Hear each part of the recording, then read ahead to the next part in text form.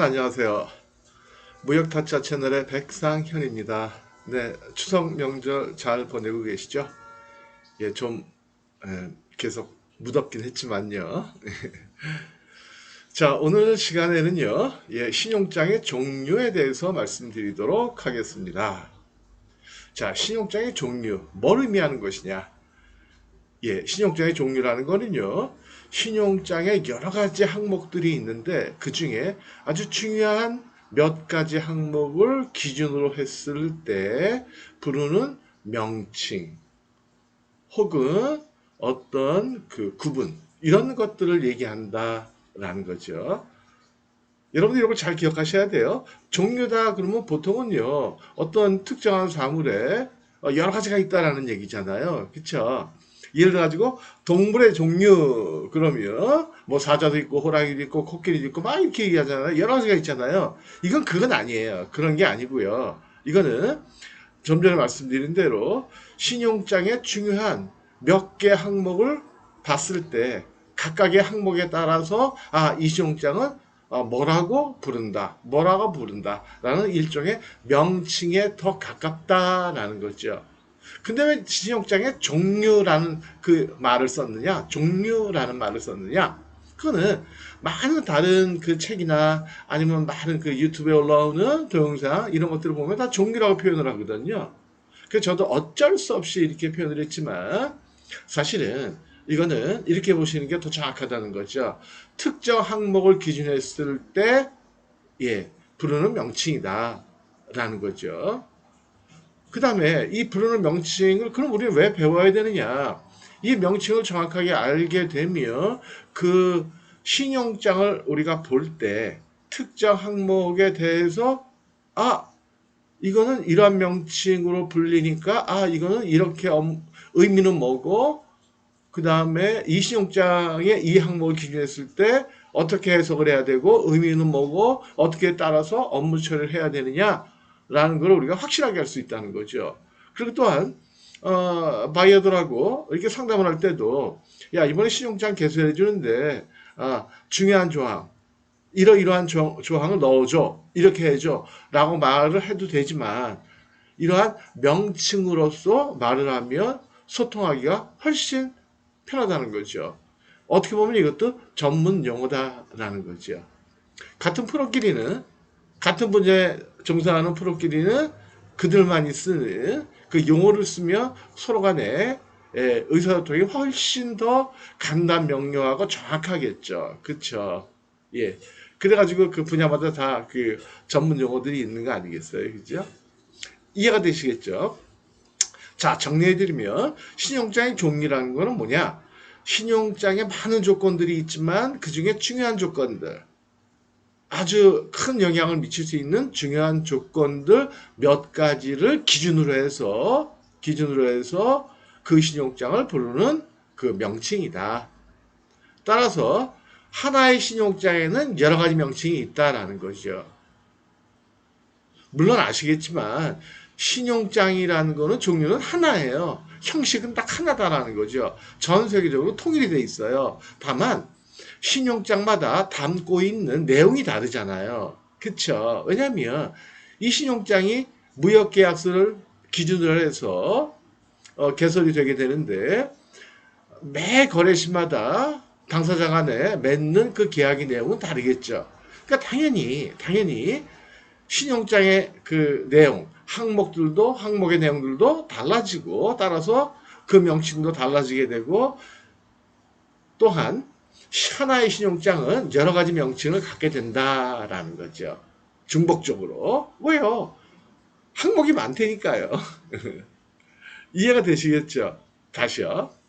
조금 더 쉽게 말씀드리면 어떤 사람이 있어요. 만약에 제가 있어요. 근데 제가 저를 여러분들이 부를 때 어떤 상황에서 어떠한 기준으로 부르냐에 따라 가지고 다르겠죠. 그죠? 제가 진짜 한 뭐 20, 30년 전에 군대 생활할 때는 저는 군인이었어요. 근데 지금은요. 학교에서 대학에서 강의를 하니까 교수님. 또 일반 기업체에서 강의를 하면 강사님. 그쵸? 그다음에 이제 대표이사니까 뭐 대표님, 뭐 사장님. 음. 교회 가면 집사님 뭐 이렇게 부른다는 거죠. 집에서는 아빠 이런 식으로 부른다는 거죠. 그러면 저에 대한 명칭을 알았을 때 아니면 제가 만약에 제 소개를 할 때 뭐 명함이든 이력서든 자소서든 어디다가 제 명칭을 간단하게 써놓으면 보는 사람이 이 사람이 이런 일을 하고 있구나. 되게 이 사람들이 이런 이 사람이 백상현이라는 사람이 어떠한 역할들을 하고 있구나. 뭘 먹고 살고 있구나. 이거 대충 알 수 있다는 거죠. 그쵸? 마찬가지예요. 그래서 우리가 신용장의 종류를 알게 되면 일단 신용장을 보고 해석할 때 굉장히 편해요. 그 다음에 두 번째는 바이오하고 대화할 때도 이번에 신용장 이런 항목 중요하지. 그러니까 이런 신용장 예를 들면 뭐 다큐멘터리 크레딧이며 일레버커브를 하며 뭐 이런 식으로 쭉 얘기를 한다는 거죠. 니거셔블을 하며 뭐 이런 식으로. 그래서 그런 얘기들 그것들을 이제 우리가 한번 같이 한번 공부해 보자라는 거죠. 이해가 되시겠죠? 이게 굉장히 중요해요. 개념을 쫙 잡으시는 게. 그래서 신용장의 종류가 뭐다? 첫 번째는 이게 뭘 의미한다 라는 거. 그래서 나는 어떻게 업무를 처리해야 된다 라는 거를 여러분들이 하나하나 이제 배우시면 되겠다라는 거죠. 자, 첫 번째요. 첫 번째, 오늘 두 가지만 딱 할게요. 두 가지만. 1번하고 2번만. 오늘은 개념 이해하시는 게 중요하니까. 신용장의 종류. 자, 어떤 항목을 기준해서 볼까? 내지는, 신용장에서 뭘 내고 할 때 서류를 요구하느냐, 마느냐? 이런 거를 생각해 볼 때, 첫 번째, 화한신용장과 무담보신용장, 이렇게 나올 수가 있다는 거예요. 따라서 이 화한신용장, 무담보신용장 이거는 뭘 기준해서 우리가 신용장을 구분하는 거냐면 자 신용장을 내고 할 때 선적 서류가 첨부가 돼야 되느냐 아니면 선적 서류가 필요 없느냐 그러한 내용을 기준했을 때 화한신용장과 무담보신용장, 무화환신용장 이렇게도 얘기해요. 무화환신용장 그렇게 부를 수 있다라는 거죠. 자, 근데 대개의 경우에는요. 우리가 무역거래를 한다 그러면 거래 대상이 있어요. 그 중에서 대개는 유체물이 많아요. 무체물도 있지만 대개는 상품이 많다는 거예요. 따라서 우리가 수출자 입장에서 선적한 다음에 물건을 보냈으니까 그쵸? 물건을 보냈다는 그 증빙이 있겠죠. 예를 들면 뭐 BL이라든지 아니면 인보이스나 패킹리스트나 검사증명서나 보험증권이나 이러한 선적 서류들을 내고 할 때 제출을 해야 된다. 그러면 그런 것들을 우리는 화한신용장 이렇게 불러요. 근데 대개의 경우 우리가 쓰는 신용장은 다 화한신용장이에요. 그래서 영어로는 다큐멘터리 크레딧 서류다라는 거죠. 다큐멘터리 크레딧 서류가 요구되는 크레딧 이거는 LC라는 뜻이에요. LC를 줄여서 그냥 크레딧 레터 오브 크레딧인데 크레딧 이렇게도 얘기한다는 거죠. 이해가 되시겠죠? 아하 그렇다면 우리가 뭘 알 수 있어요? 다큐멘터리 크레딧 그러면 이거는 통상적으로 상품을 거래할 때 우리가 사용하는 신용장이고 내고할 때 반드시 선적 서류를 요구하는 신용장이구나. 그래서 그 신용장에 보면 Document Required라는欄이 있어요. 46A 항목에. 그리고 거기에 쭉 우리가 수출상 입장에서는 수출 대금을 은행에서 받기 위해서 이걸 우리 내고한다고 그러잖아요. 내고하기 위해서 제출해야만 되는 그 서류의 종류들이 쭉 나열되어 있다는 거죠. 근데 반면에 무담보신용장, 무화환신용장이라는 거는 뭐냐면요. 내고할 때 제출해야 되는 서류가 없어요. 그러면 이 무화환신용장, 무담보신용장이라는 건 어떤 경우에 대금 지급용으로 쓰이는 거냐. 이건 대개는요. 금융 관련되는 거예요. 금융 관련되는 거. 그래서 예를 들어가지고 만약에 대출을 받아야 되는데 내가 담보가 없다. 그럼 그때 사용할 수 있다라는 거죠. 좀 더 구체적으로 얘기하면 이런 거예요. 예를 들어가지고 A라는 기업체에 일본의 지사가 있어요. 일본의 지사가 있는데 일본 지사에서 일본 은행에서 돈을 대출받고 싶은 거예요. 근데 일본 지사는 담보가 대개는 없을 거 아니겠어요, 그죠? 사무실도 뭐 렌트했을 테고 이랬을 때 A 회사의 한국 본사에서 예, 담보 대신에 일본 은행에 LC를 발행해 줄 수 있다는 거예요. 뭐 이럴 때 금융용으로요. 아니면 뭐 선수금에 대한 지급 보증이라든지 아니면 뭐 입찰 보증금 뭐 이럴 때 LC로서 그 담보 역할을 할 수가 있다라는 거예요. 이해가 되시겠죠? 그렇죠? 그러니까 이런 경우에는 나중에 실제로 LC를 받은 사람이 내고 할 때 서류가 필요 없겠죠. 선적 서류가. 그렇죠? 당연히 그렇잖아요. 그죠? 예. 그쵸? 예, 돈을 꺼줬다, 빌려줬다라는 증명만 하면 되겠죠.